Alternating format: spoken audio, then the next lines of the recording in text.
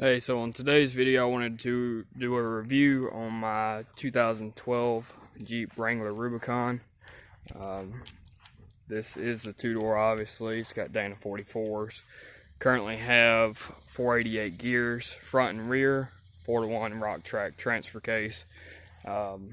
Basically, just wanted to go through, tell you what components I have, what components I eventually want to get. Currently, I'm running mostly rough country products. You know, a lot of people, they talk bad about rough country, but you know, I really do enjoy it. The suspension rides really well. I have no death wobble issues. Just looking underneath the front end, I've got the dual steering stabilizers, the rough country high steer, and then I have actually Pro Comp 4-inch springs with the geometric angle adjust drop brackets, and I like those really well. They really help to improve the camber issues I was having initially fighting bump steer.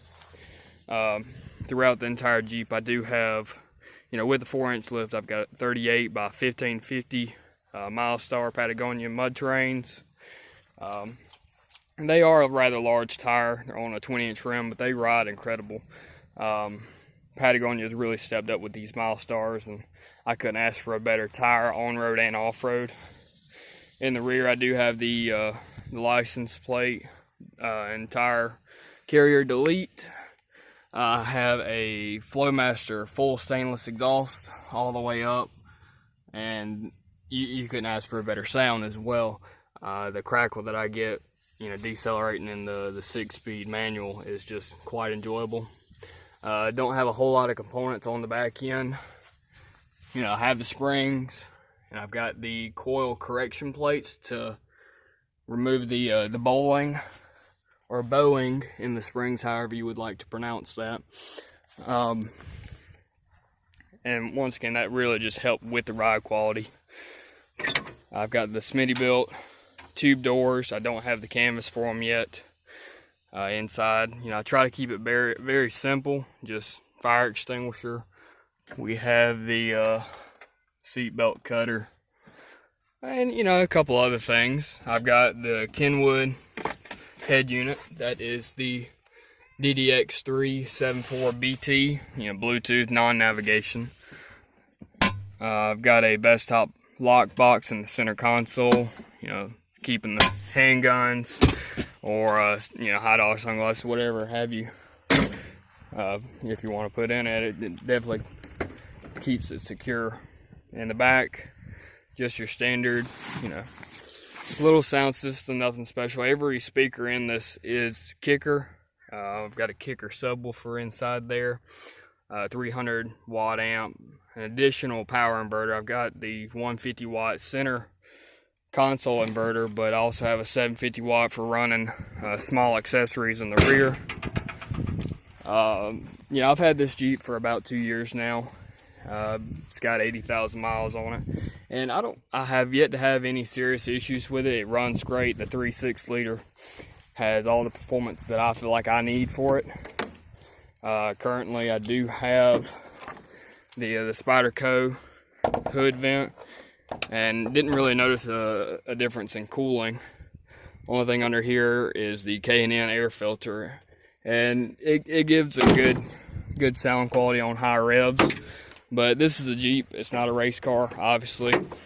And you know, for 4-inch lift 38s, and 488 gears, I hover around 3,000 RPMs with the 6-speed manual going down the road at about 80 miles an hour. I don't do a lot of interstate driving. It is a more highway vehicle. And you know, I like my gears. I do average about 15 miles to the gallon, and that's you know, very reasonable for the setup. Now, at the start of the video, you did see this one. This is my wife's 2007 Jeep Wrangler Rubicon as well. Dana 44s, 4-to-1 rock track.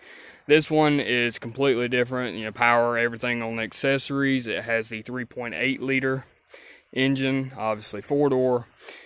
We did go full rough country with the lift kit. Every component suspension wise is all rough country. This has a 3 1/4 inch lift, so it's a 3-inch spring with, or it's a my apologies, it's a 2.5 inch spring with the 0.75 lift spacer. We have the adjustable track bar bracket, once again dual steering stabilizers. This is the non-high steer.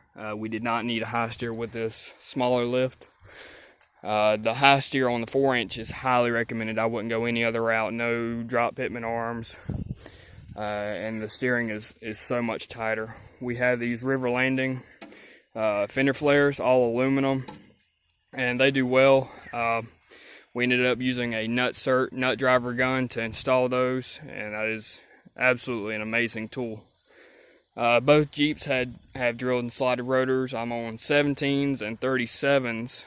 We have the Vision off-road rims, 17 by 9s, and they do exceptionally well. The tires are the All Country MT Ironman mud terrains, and they were a reasonably affordable tire, but I'm not super excited about them. They get the job done, but both front tires have developed a slight cup to them, and I thought about putting them on the rear or just replacing them all in general.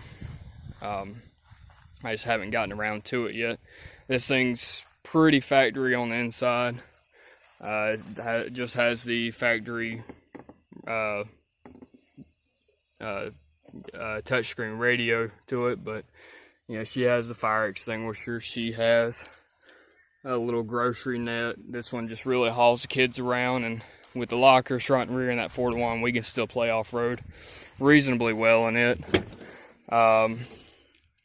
There's not a whole lot to it. Both of them have 9,000-pound winches. Both of the winches are not a high dollar. I think I gave $200 each on the winches. So these have been really basic builds. I've got about $3,000 each in upgrading them, as well as on the rear we ended up going to the 2.5-inch wheel, just standard wheel space, 1.5-inch wheel spacer on the back to get the tire popped out a little bit more, clear the factory rear bumper. But they've been really great builds, and we've definitely enjoyed them. And I mentioned my wife's Jeep. This is my wife, Casey. Casey, do you have any comments on your Jeep and the performance of it, what you would like to improve, what you dislike or love about the Jeep? You're good. Okay. Well, she's good with it. She's happy. This is just an eBay front bumper, and then we have my daughter's mini Jeep with the 125cc engine. This little 3-speed bump shift, it does incredibly well. We honestly take it off-road more than anything. If you don't have a Wrangler and you just want to get out, experience a couple light trails, I highly recommend one of these.